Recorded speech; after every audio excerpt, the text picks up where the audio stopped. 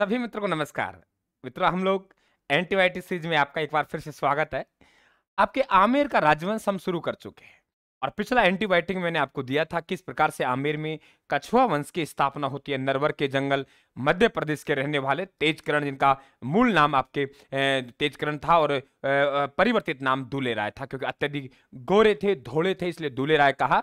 ढूंढाड़ के मीणाव को पराजित किया। 1137 में माची का युद्ध लड़ा और माची युद्ध के उपलक्ष्य में जमुआ रामगढ़ कस्बा बसाया और वहां पे इस वंश की कुलदेवी जमुआ माता का मंदिर बनवाया। प्रारंभिक राजधानी अपनी दौसा को बनाई। उसके बाद में राजा हुआ कौकिलदेव। कौकिलदेव ने अपनी राजधानी 1207 में दौसा से कहां ले गया? आमेर ले गया। उससे आगे क्या वंशावली कहती है उसकी मैं बात कर रहा हूं, क्योंकि आजकल आपने देखा होगा नया चलन चल रहा है कि एग्जामिनर कुछ नहीं, आपको 4 राजा देता है और कहता है कि काला अनुक्रम के अनुसार इसे मिलाइए, काला अनुक्रम के अनुसार व्यवस्थित कीजिए। एक आधा ऐसा राजा डाल देगा जो हमने पढ़ा है, एक आधा ऐसा डाल देगा जो नहीं पढ़ा, कंफ्यूज हो जाएंगे किसके बाद कौन है। तो मित्रों, स्वागत है आपका इस सीरीज में। शानदार आगाज कछुआ वंश में। आप सभी भाई बहनों से निवेदन है कि नए हो तो हमारे चैनल को सब्सक्राइब कर लेना, घंटे के निशान को दबा देना और टेलीग्राम को जरूर ज्वाइन कर लेना, क्योंकि पीडीएफ टेलीग्राम पे जाएगी। देखिए, पृथ्वीराज कौन है? पृथ्वीराज आपके वे पृथ्वीराज है जो आपके खानवा के युद्ध में महाराणा सांगा का साथ देते हैं। 12 पुत्र थे और 12 पुत्रों को इनके समय में आमिर को 12 कोठड़ी यानी 12 भागों में बांट दिया था। 12 पुत्रों को तो आमिर को 12 कोठड़ी कहा जाता था। तो वे पृथ्वीराज आपके जो खानवा के युद्ध में महाराणा सांगा का साथ देते हैं। देखिए, बहुत बार पूछते हैं भारमल, आप पूरी गाथा गा देते हो, लेकिन भारमल की जब बारी आती है पिता के नाम की तो आप मौन बैठ जाते हो। तो पिता कौन है भारमल के, आज पता लगेगा आपको। देखिए, भीमदेव बड़ा था और पूर्णमल छोटा था। तो पृथ्वीराज ने अपना जो उत्तराधिकारी घोषित किया वे पूर्णमल को घोषित किया। तो राजा कौन बना? पूर्णमल, छोटे हुए होते हुए भी। लेकिन भीमदेव बड़ा था। भीमदेव ने कहा राजा तो मैं बनना चाहिए। तो दोनों भाइयों में संघर्ष चला। भीमदेव ने माराकूटी करी, पूर्णमल यहां से हार गया और पूर्णमल गद्दी छोड़ बैठा। भीमदेव राजा बन गया। भीमदेव के बाद राजा कौन बना? रतन सिंह। अब रतन सिंह राजा बना। भारमल दिन रात सपना देख रहा है कि मैं राजा कैसे बनूं। तो भारमल ने एक चाल चली। रतन सिंह के भाई हैं आस्करण, उससे कहा, बोले आस्करण तू राजा नहीं बनेगा क्या? बोले नहीं बनूंगा, मेरे भाई है ना। अरे बोले तू नहीं बनेगा। 1000 बार कहा, एक बार तो आस्करण के दिमाग में आ गया राजा बन ही जाते हैं, ये कह रहा है तो कोई बात नहीं, तो ऐसे करते हैं। बोले कैसे? बोले भारमल ने कहा तो तेरे भाई को मार दे।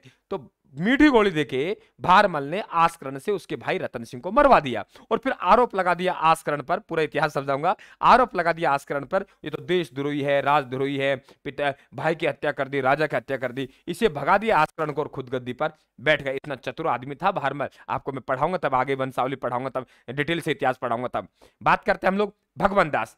तो भारमल के बाद में इनके बेटे भगवंत दास 1547 से 73 भारमल रहेंगे। भारमल के बाद भगवंत दास रहेंगे 1573 से 89 और फिर मानसिंह प्रथम बनेगा 1589 1614। यहां से क्रम पूछेगा पूर्णमल, भीमदेव, रतन सिंह, भारमल, यही बच्चा आउट हो जाएगा। आगे जाने की एग्जामिनर को जरूरत ही नहीं है। पूर्णमल, भीमदेव, रतन सिंह, फिर भारमल, फिर आपको आता है भगवंत दास और मानसिंह प्रथम। अब देखिए, मानसिंह प्रथम के बाद कई बार मैं पूछता हूं कि जयसिंह प्रथम का पिता का नाम क्या है? जयसिंह प्रथम मतलब मिर्जा राजा। बच्चा कहता है मानसिंह। गलत है।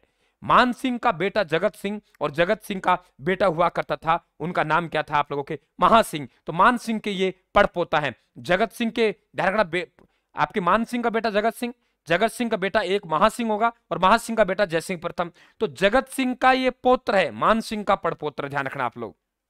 ठीक है भाई।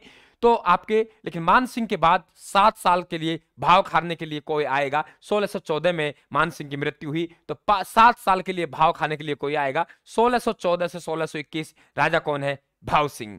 फिर जयसिंह प्रथम, जिन्हें मिर्जा राजा की उपाधि दी जाएगी शाहजहां के द्वारा। इनके पुत्र राम सिंह प्रथम है, 1667 से 89 तक राजा रहेंगे। फिर इनके पौत्र है, बेटे नहीं है। राम सिंह प्रथम के पौत्र है बिशन सिंह, 1689 से 1700 रहेंगे। और बिशन सिंह के आपके बेटे हैं जयसिंह सेकंड, जिन्हें हम सवाई राजा कहेंगे, औरंगजेब कहेगा, 1700 से 1743। ऐसी जानकारी नहीं मिलेगी आपको एक साथ, आप ढूंढते रहिए किताबों में कट मारा हुआ है। आपको कौन क्या संबंध है ये आपको यहां मिल रहा है, इनका शासनकाल कितना रहा ये आपको यहां मिल रहा है। तो इसीलिए तो राजस्थान आपके लिए लोकप्रिय है साथियों। आपका दुआएं आपकी मिल रही है, वाकई हमें और अच्छा पढ़ाने के लिए प्रेरित कर रही हैं। आप सभी मित्रों से मेरा निवेदन है कि क्लास को जमकर शेयर करना, लाइक करना। ये जो बुक मैं यहाँ फॉलो कर रहा हूं, ये राजस्थान की बुक है, मेरे द्वारा लेखन किया गया है।